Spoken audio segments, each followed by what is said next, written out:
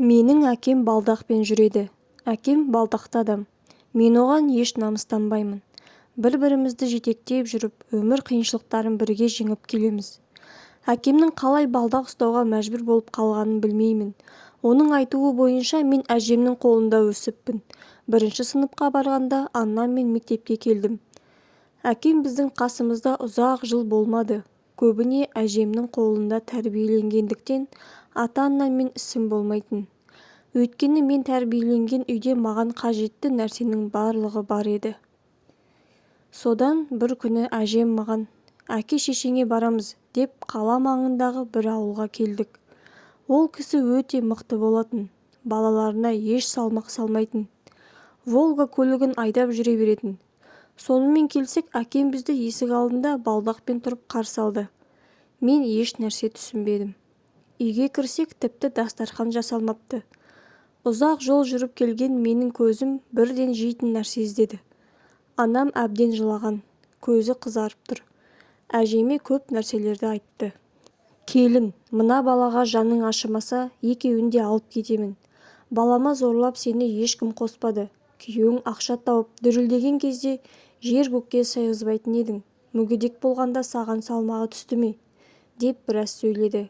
Мені ойнап кел деді де өздері сөйлесті. Мен далаға мұңайып отырмын. Анамның мүгедек азаматпен бір шаңырақтың астында тұра алмаймын, ажырасамын дегенін естідім. Әкем тіс жармады. Бір кезде бәрі далаға шықты. Жүгіріп қастарына келдім. Әкем, сен шешеңмен қаласың ба, әлде бізбен кетесің бе деді. Мен жыларман болып әжеме тығылдым. Өйткені анамның жанында тіпті болған емеспін. Анам дегенім болмаса, маған жат адам секілді. «Жаныңның барында айт» деп әкем зекіп жіберді. Анам, «Сендер балаға жаман үйретіп жатырсыңдар, бала менікі» деп маған тура жүгірді.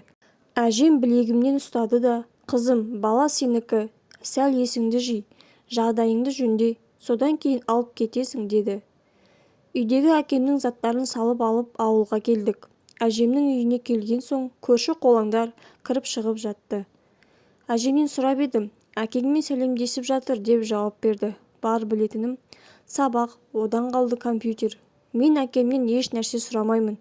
Ол да ашылып еш нәрсе демей жүріп жаттық.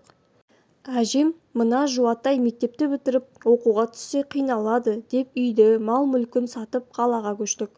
Пәтер сатып алмады. Жекеменшік үй алып жанындағы дүкен ашты. Бір бөлмені аяқ киім жөндеу дүкеншегіне айналдырды. Әжем сатушы, өзі тасушы. Әкем етікші. Біраз уақыт шаруасы дөңгелеткен соң монша, асхана ашты. Ауылдағы жұмыссыз бала-шағасын, немерелерін әкеліп жұмысқа салып қойды. Жері кең үй екен, созыла беретін сияқты. Әкем екеуміз ұзақ сырласамыз. «Тағдырым» деп арақ ішіп кетпеген. Темекі де тартпайды. Әжемнен оның жағдайын суыртпалық сұрасам, тағдырдың маңдайына жазғаны дегеннен аспайды. Уақыт деген зымыран. Анам болса сол күйі бізге жоламады. Әжемнің жанында жүргендіктен мен соншалықты анамды іздемедім. Мектепті жақсы бітірдім. Жоғарғы оқу орнына да қиындықсыз түстім. Әкем оны туыстарына жуып берді. Анамды шақырттық. Бірақ міз бақпады. Оқу басталар алдында маған, «Менің көзімнің тірісінде үйлен, мен олай-бұлай болып кетсем далада қаласың. Әкеңе қарайлап жүріп қалсаң, жағдайларың қиын болады» деді. Алла әжемнің тілеуін берді ме, үйленетін болып шештім. Қызымды үйге таныстыруға әкелер шақта, «Менің әкем мүгедек, балдақпен жүреді» деп қойып қалдым. Қызым да ойланбастан, «Несі бар, екеулеп күтеміз» деді. Мойнымнан бір ауыр жүк түсті деген ақылдың мәнін енді түсіндім. Міне, содан бері тату-тәтті өмір сүріп келеміз. Әжем бақилық болған. Бүгінде көп балалы әкемін. Әлеуметтік жағынан жалғыз екенімді сезбегеніммен, туыстық жағына келгенде қатты жалғызсыраған кездерім болды. Басымнан кешкен өмірім де өсиет етіп айтатындай жағдайды көрген соң, жастарға өнеге болсын деген ниетпен қолыма қалам алған едім. Жақында балдақты жанды көрдім.